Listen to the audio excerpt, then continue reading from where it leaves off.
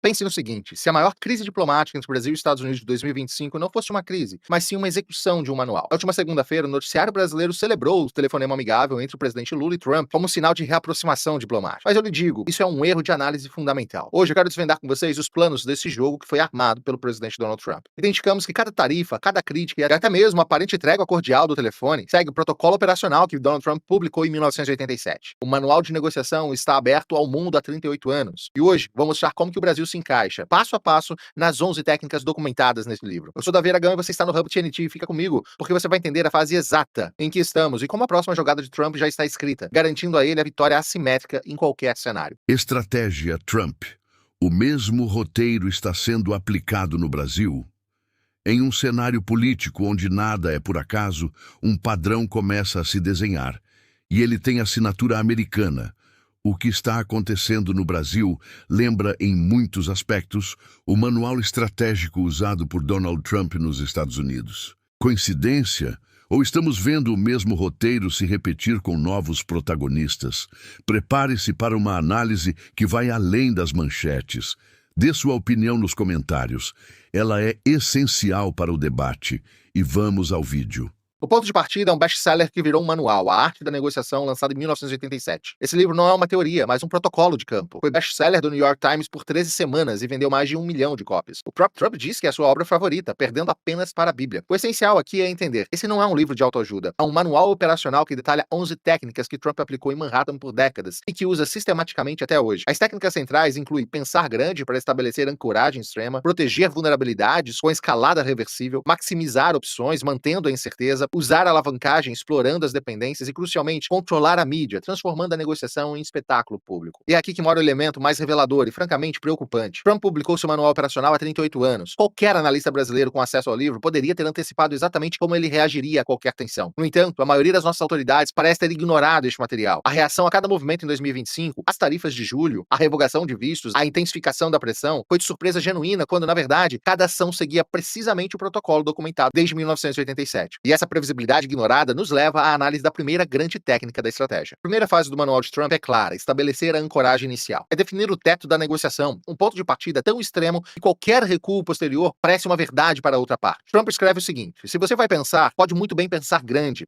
Miro bem alto e fico insistindo até conseguir o que busco. Às vezes aceitamos menos, mas a maioria das vezes consigo o que quero. Essa técnica se apoia no conceito psicológico de ancoragem. Uma demanda inicial excessivamente alta faz com que qualquer concessão futura, mesmo que ainda extremamente vantajosa para você, pareça razoável por comparação. A aplicação contra o Brasil é inconfundível. Em 30 de julho, ele anunciou tarifas de 50% sobre produtos brasileiros. Para termos uma base técnica, as tarifas americanas médias variam entre 3% a 15%. 50% é uma taxa extraordinariamente alta, capaz de inviabilizar economicamente setores inteiros de exportação. Mas a ancoragem não está só no número, ela está na justificativa. Trump não citou o déficit comercial como costuma fazer. Afinal, os Estados Unidos têm superávit de 6,8 bilhões de dólares com o Brasil ao ano. Ele vinculou as tarifas a questões políticas, transformando uma disputa comercial em uma questão de princípios democráticos globais. Ele elevou a escala do conflito exponencialmente, transformando uma questão judicial interna brasileira sobre a influência do poder econômico americano na política interna de outros países. Isso é pensar grande em sua essência. Após estabelecer a ancoragem extrema, a próxima etapa da estratégia é proteger o negociador de riscos. Trump explica: sempre entro numa negociação prevendo o pior cenário. Se consigo conviver com o pior, o melhor se resolve naturalmente. O princípio aqui é nunca se expor a riscos que não possam ser controlados ou, mais importante, revertidos. A progressão da pressão contra o Brasil demonstra isso com precisão cirúrgica. Críticas públicas que têm um custo zero, revogação de vistos diplomáticos em 18 de julho, custo administrativo que é reversível, tarifas de 50% em 30 de julho, que permitem uma negociação ou cancelamento a qualquer momento. Analise a estrutura de custos assimétrica. Para os Estados Unidos, cada ação teve um custo mínimo. Para o Brasil, os custos foram imediatos e crescentes. A incerteza sobre as tarifas afeta o planejamento empresarial brasileiro instantaneamente. A revogação de vistos gera constrangimento diplomático. As críticas criam uma pressão política doméstica. Trump pode manter a pressão indefinidamente com o investimento mínimo de capital político, enquanto o Brasil enfrenta custos cumulativos à medida que o tempo passa. E o mais brilhante, ele construiu múltiplas narrativas de saída. Se o Brasil ceder, ele declara que a negociação forte conseguiu mudanças. Se o Brasil não ceder, ele afirma que tentou a diplomacia, mas foi forçado a proteger os interesses americanos. Em qualquer cenário, a credibilidade de Trump está salvaguardada. Chegamos à terceira fase da estratégia, focada em criar uma confusão sistemática.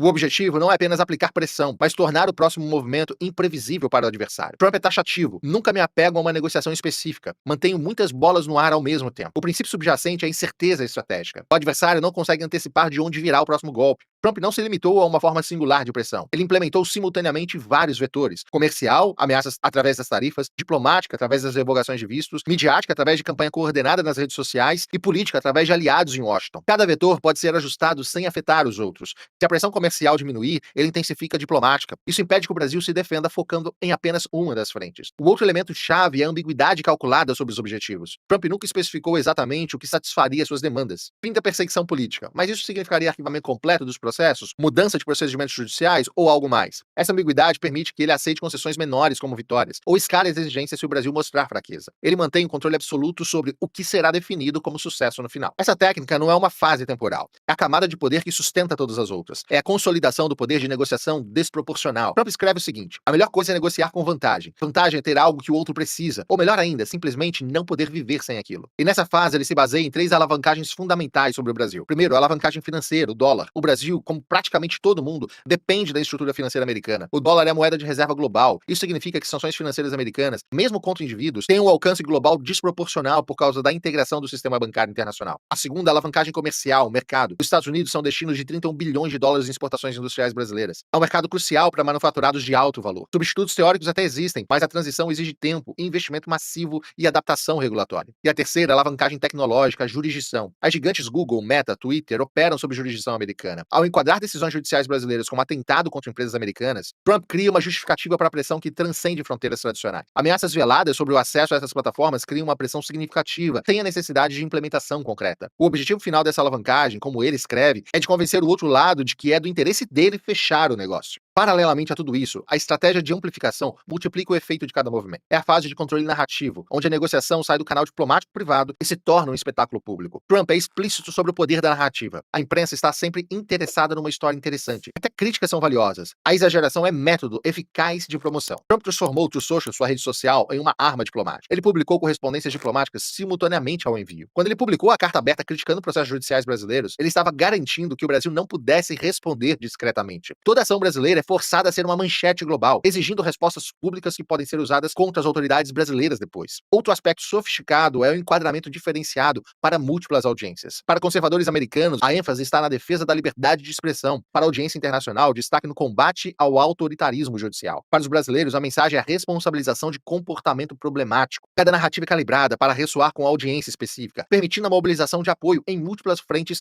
simultaneamente. A negociação tradicional se torna secundária em relação à narrativa pública. Com todas essas técnicas em mente, podemos agora identificar com precisão técnica onde o Brasil se encontra no protocolo de Trump. O telefonema de 30 minutos em 6 de outubro não foi um evento isolado. Ele representa a entrada na fase 4 do manual, a transição para a diplomacia cordial. Trump escreve o seguinte: depois que a pessoa entende que você pode causar consequências reais, é apropriado oferecer um caminho que permita declarar a vitória mútua. Essa fase é calculada psicologicamente. O alívio da pressão máxima faz com que qualquer acordo subsequente pareça generoso e razoável, mesmo que ainda seja vantajoso para Trump. Os detalhes técnicos do telefonema são significativos. Trump iniciou a ligação, que oferece o diálogo após um período de pressão, mantém o controle processual. Lula solicitou a remoção das tarifas. O time é de Trump. Trump designou Marco Rubio. Isso estrutura um processo formal, iniciando a próxima fase. Além disso, a troca de números pessoais, que cria um canal direto de bypass à diplomacia tradicional, permitindo uma comunicação rápida controlada pelo presidente, mas longe do escrutínio de embaixadores e diplomatas. O manual sugere que após a fase 4, a abertura para a negociação, seguem-se mais 3. A fase 5 são as negociações técnicas, que vai se dar através de Marco Rubio versus Alckmin, Vieira e Haddad. A fase 6 é de um anúncio público de uma trégua ou um progresso. E a fase 7 é a implementação gradual. O Brasil está agora na fase 5, mas o resultado específico importa menos do que a estrutura que Trump criou para vencer de qualquer maneira. Agora que entendemos a estratégia e identificamos a fase atual, vamos fazer uma simulação estratégica. Vamos aplicar a lógica do próprio manual de Trump para entender como ele estruturou a situação para colher vitórias em ambos os cenários possíveis. Essa é a genialidade estratégica que ele chama de proteger a desvantagem enquanto maximiza a vantagem. No cenário 1, um acordo negociado e remoção das tarifas. Nesse cenário, Trump cede a um acordo e as tarifas são removidas. Trump está simplesmente removendo uma punição que ele mesmo criou. Antes de julho de 2025, o Brasil tinha acesso normal ao mercado. Após a remoção das tarifas, ele volta ao status quo ante. Trump não está dando nada ao Brasil, está apenas desfazendo uma ação reversível. Em troca dessa remoção, no entanto, o Brasil fará concessões reais. Podem ser maior abertura para produtos agrícolas americanos, compromissos específicos políticos ou ajustes em regulações que afetam as big techs. Trump conseguiu concessões concretas partindo de uma situação artificial que ele mesmo criou. É a analogia do peso. Alguém coloca um peso nas suas costas por meses e oferece tirar o peso em troca de favores. Você não ganha nada com a remoção, mas faz concessões reais. A narrativa de Trump será de que negociações firmes e construtivas conseguiram compromissos importantes do Brasil. A remoção da punição se torna um ato de liderança estadista, conquistado por táticas eficazes. Vamos analisar agora o cenário 2, uma negociação fracassada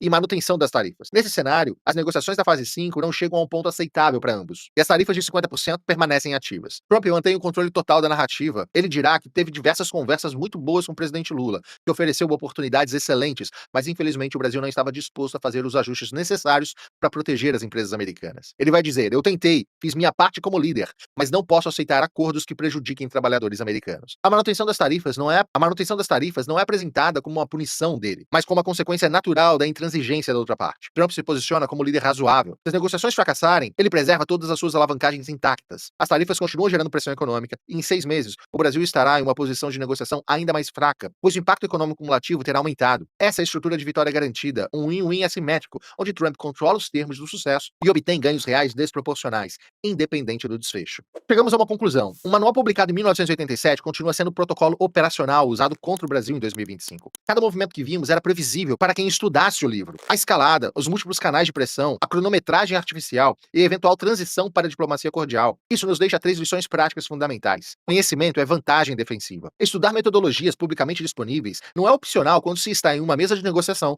com um adversário que segue um protocolo documentado. Segunda lição, a estratégia acima da emoção. Indignação moral deve vir acompanhada de análise técnica que antecipe os próximos movimentos e que permita uma resposta coordenada. E terceira lição, reconhecer o jogo. Distinguir uma negociação estruturada de uma série de eventos isolados. Cada movimento sofisticado é parte de uma sequência com objetivos definidos desde o início. O Brasil está agora, neste momento, na fase de negociações técnicas com Marco Rubio. As próximas semanas mostrarão se essas conversas produzirão um acordo que permita a ambos os lados declararem sucesso. Mas lembre-se, o resultado específico importa menos do que a compreensão da estrutura do processo. Trump já conseguiu transformar uma questão bilateral em demonstração global de poder, estabeleceu precedentes sobre o uso de alavancagem econômica e posicionou-se para declarar vitória em qualquer desfecho que sair dessa negociação. O governo brasileiro perdeu o time em entender como funcionam as negociações de Donald Trump. Não é a primeira vez que ele é presidente, nem a primeira vez que ele aplica essas técnicas. Isso foi corriqueiro durante os 4 anos do seu primeiro mandato e ele está apenas repetindo tudo o que ele já fez lá atrás. Quando de fato você tem um grupo interessado em tentar entender a negociação do outro, estudando as táticas, você consegue apresentar soluções